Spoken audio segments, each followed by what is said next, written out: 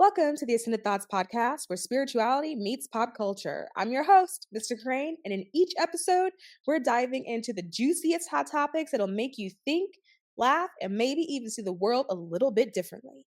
Get ready for a dose of wisdom, fun, and maybe a little shade as we explore what's trending in the world of mysticism, self growth, and everything in between.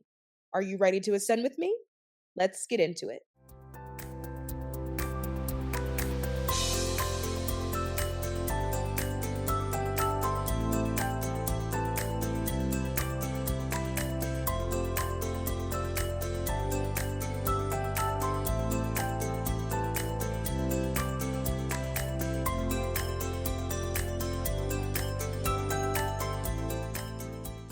Have you ever felt like your personal life was on display for everyone to judge? Like your privacy has been stripped away? What happens when the people around you start controlling your life decisions and you have no say? Today, we're diving into a topic that brings up questions about control, power, and the fine line between protection and exploitation.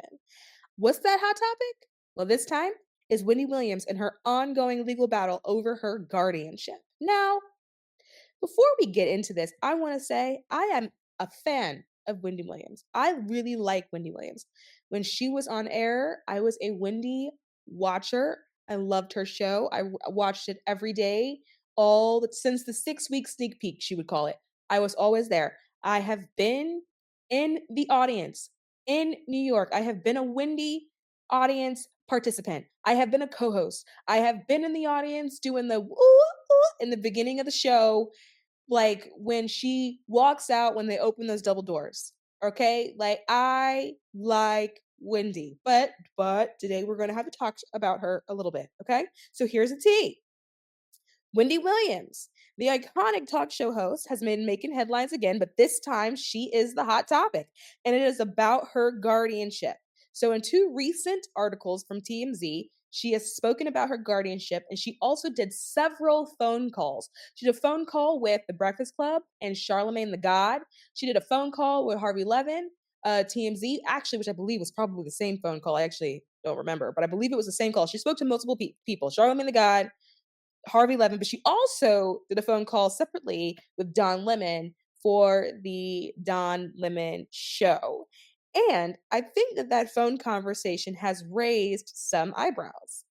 She is calling out the guardianship and how they manage her and her affairs and how they've been treating her. And honestly, it sounds absolutely appalling.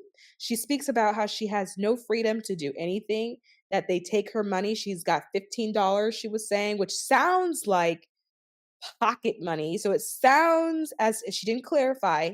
So this is me trying to like read around what she's trying to say because she was skipping over a lot of things in the phone conversation because a lot of it is like legal. And so she can't say much. And so what I was able to infer is that it seems as if allegedly that $15 that she has access to is like pocket money or like allowance or like change that you would like give a child.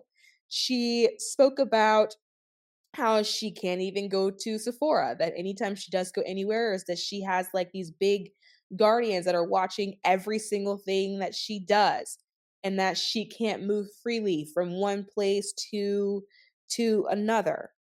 And so I think that people are questioning whether Wendy is being properly represented or if her situation is a little bit more complicated than what we're actually being told.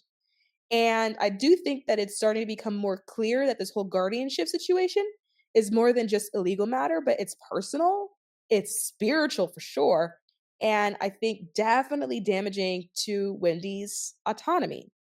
At the heart of this, there's a powerful conversation about control, about autonomy, and about who gets to decide when someone is capable of managing their own life, and whether or not that should be a decision that anybody outside of the person in question should be actually be making at all.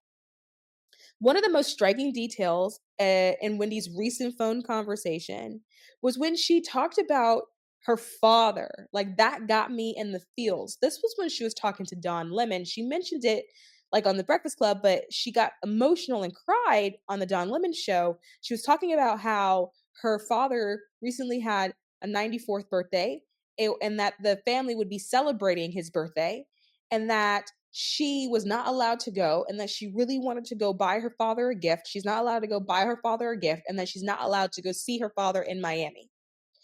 And then when she was reflecting on this, she said, "Look, my father is 94 years old. And at that age, every day that comes after that is not promised." And I think about like whether or not she's actually being portrayed correctly and whether it's a situation where she's being like unfairly controlled because when you hear from the guardianship side the attorney for the guardianship says, well, look, you guys think that she sounds lucid right now, but she has her good days and her bad days, right? And Charlamagne the God did say that they felt like she sounded normal, that she felt like they felt like she sounded lucid and sort of with it. And Harvey Levin said the same thing. Don Lemon did ride the fence a little bit and was like, look, she does sound lucid, but do I think she sounds the same as she sounded before all of this happened? Do I think she talks to me the same way she did before all of this happened? And Don Lemon was like, not necessarily. I don't think that she sounds the same. But I also feel like, does any of that actually matters? The attorney for the guardianship says, well, she has her good days and her bad days, and just kind of was insinuating that, like, you caught her on her good day, but her bad days are enough to say that she should not be handling her own legal and financial affairs. But what I have to say to that is there's a lot of people with dementia, and they still have access to pens and contracts, and they be signing their name on everything. And they have access to their bank accounts, and they be walking out of the house at 3 o'clock in the morning naked, thinking that they're going to a party. And there are people who have dementia that is so far escalated, so far progressed, and they still have access to all of those things, their things. Some of those people are in your family. And so why can that not be the case for when it comes to Wendy Williams? And the story is resonating because we all have a stake in how personal autonomy is treated in society, especially when someone is publicly struggling. It raises big questions like, when does help cross the line into control? Were they helping her at all? Was it ever a situation of assistance, or was it always about control? How do we respect people's privacy and decisions, especially when their health or mental state is questioned? If health is supposed to be private, why do we ever get to the point where we have an ability to question what to do with their stuff if their health is supposed to be private anyway? Like, we shouldn't even have enough information to think that we should be able to form a judgment or an opinion. I think that Wendy's guardianship team is taking advantage of her vulnerabilities, allegedly, right? And that the public is questioning whether this is truly in her best interest or just a way for others to gain control and power over her is also a good indicator that maybe like the court of public opinion also does not think that that guardianship is acting with the best intentions in mind. So the big question here is, when we start judging someone's life from the outside, are we really protecting them or are we taking away their freedom? My take on the whole situation, I think it's a classic case of blurred lines between protection and exploitation. Wendy Williams is a woman who has built her empire on speaking her truth and is now being told that she can't even make her own decisions. There's also a lot of spiritual energy there as well, in the sense of like, this woman has a star on the Hollywood Walk of Fame because she always spoke her truth. This woman got fired from her job in radio because she said the truth about P. Diddy and everyone accused her of lying. And now she is in this unfortunate situation in her life where she has to sneak call Don Lemon and Charlamagne the God. And if she gets caught doing so, she risks being censored and she risks having her phone taken away. And I think that she's also an example as to why people have a hard time coming up with the courage of saying the truth or speaking their truth because they don't actually want to face the consequences of that. But with that, I would say, even though Wendy has said that she could face consequences, she has said that one of the things that the guardianship could do is take her phone, which is a problem because no one is allowed to call her. Her family is not allowed to call her or get in touch with her when they need her. meaning something bad could happen to somebody in the family, something bad could happen to her son, who was the love of her life. Someone in her family could pass away, and her family doesn't even have an ability to call her to tell her what happened. She has to call them whenever she gets the opportunity, and God forbid they miss a call and then call her right back. They can't get through to her. She also expressed concern that they could move her to a different facility as punishment, take her phone away, and that her family will not know where she is. And that has happened before with her family where she was moved and they didn't know where she was. And nobody told them. And the guardianship legally doesn't have to tell them where she is because they own her, essentially. But even with all of that, her courage is still bigger than anything that they could do to her, because she said, I'm going to make these calls anyway. I'm going to use my connections to get on these platforms so I can be heard by a lot of people because I need help to get out of this situation that I'm actually in. But the deeper issue is how society deals with people who are struggling publicly. Like, there's a pattern here where we see celebrities or anyone in the public eye being controlled for their guise or under the guise of helping. This isn't just a problem with Wendy. We saw this with Britney Spears. It's a societal issue where we often mistake control for care. And that's where I think things get murky. When we look at this from a personal growth perspective, we're all dealing with layers of control in different forms, be it from society, from our families, or even ourselves and how we try to control ourselves. Like, how many times have we let someone dictate what we were capable of? Maybe it's a boss telling you how to do your job, or a partner telling you what you should be doing with your life.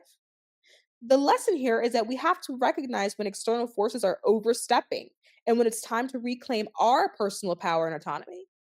I also think that there are like three spiritual themes that are popping out to me when I was thinking about this story, right? Like the first one being like this idea of control and the reclaiming of your power, which I talk about a lot. I think what we could take from this is recognizing when someone else is trying to control your narrative. It's easy to let others define who you are, especially when you're going through tough times, because you're a bit more vulnerable. But here's the truth: no one else gets to dictate your worth or your abilities. Wendy's situation is a great reminder that we all have the power to speak up, to change narratives, and to stand in our own truth. I think another spiritual theme is like this idea of helping versus controlling. The balance of helping someone without overstepping. I've had a situation in the past that comes to mind where like I was like having a tough time and I did feel like I needed help and someone offered it, tried to help, and then I immediately was like, "Nah, no thanks, like stop it." And then later on they were like, "Well, why did you do that? Like I was trying to help you." And I was like, "But that's not how it was received from me. I told you how I needed help, but that's not what you did." And that person said to me, "Oh, I know that you said that you needed help that way, but I didn't wanna do that, so I did this instead." And so I said, "Well, then that's not help." And they were, like, shocked that I said that. They were like, "What? Like, how could you say that? Of course it's help. I wanted to help you." And I was like, "No, if I'm telling you specifically how I need help, and you refuse to do that because you don't want to do it, and then you proceed to do what you want to do, that's not help, that's you stroking your own ego." In spirituality, we talk a lot about the importance of setting boundaries, and I think that applies to both sides. And I think me being like, "Nah, no thanks," is me setting that boundary. Sometimes we're the ones helping, and sometimes we need to accept the help, but there's a fine line between offering support and taking away someone's autonomy. And true help comes from a place of respect for the other person's power and the other person's choices. And I think the other spiritual thing that I noticed was like the ability to grow through being vulnerable and through sharing your vulnerabilities. Wendy has been open about her struggles. I don't think that's easy, especially when it comes to so much public scrutiny. In the beginning of all this, people would say, "Well, that's what she gets because she talks so much about other people." And I think that that's really sad and unfortunate There's a power in being vulnerable, but there's also like a reminder that people should be respected and not exploited. I think The Breakfast Club did a really good job of respecting and not exploiting Wendy's situation. I think TMZ did a really good job of respecting and not exploiting her situation. I think The Don Lemon Show did a really good job of respecting her situation. I think Lifetime and that documentary, Where is Wendy Williams, did everything to exploit her situation. And as you grow spiritually, you'll learn to protect your energy and decide who gets access to your personal life information. And that not everyone should have a front row seat to your journey, especially if you're going to use or if they're going to use vulnerability against you. Now, in the past, I've gotten a lot of people that have said, like, I want to be vulnerable, Mr. Crane, but like, I don't know how to do that because I'm scared. I'm scared that people are going to use it against me. And I feel that if you're in a space where you're like, you want to be vulnerable about something, but you are more concerned that it's going to be used against you, then you're probably not in the place to be vulnerable with it yet. You're probably at a stage where you need to seek assistance, whether it's from me, your spiritual advisor, or you need to find a therapist, and you need to walk through the trauma that you have yet to accept. Because when I think about vulnerability, I think, look, there's my shit. I have said shit. I have done shit. At times I probably was shit, but it's all my shit and I've accepted my shit. And you would like, I don't know what you would get out of disseminating my shit because I've already disseminated it already. I've already told people my shit. So it's not new information. It's not new shit. And so for me, being vulnerable isn't difficult because it's already out there. It's nothing new to learn because it's my shit. I've accepted it already. But if you're in a place where you have not yet accepted your shit and you are afraid that it's going to be used against you, then the homework at that moment is to go seek help so you can resolve it prior to you sharing it because you're probably not ready yet. Anyway, how does this story apply to you? Are there areas in your life where you're allowing someone to dictate your choices or control your story? Maybe it's a job, maybe it's a relationship, or even the way you show up in the world. Take a moment to reflect. Are you living in alignment with your true self, or are there external forces trying to mold you into something that you're not? This week, I want you to do a quick check in with yourself. Where do you need to reclaim your autonomy? Start by setting one boundary, whether it's saying no to a situation that doesn't serve you or standing firm in a decision that you've made. Trust yourself and trust that you have the wisdom within to make the right choices for yourself. That's all for today's episode of Ascended Thoughts. I hope this conversation has inspired you to reflect on the ways that you're allowing others to influence your life. Remember, you have the power to stand in your truth and create the life you deserve. Next time, we'll dive into another hot topic that's got everyone talking. You won't want to miss it. Until then, keep ascending and embracing your inner power. Peace, love, and light. Until next time.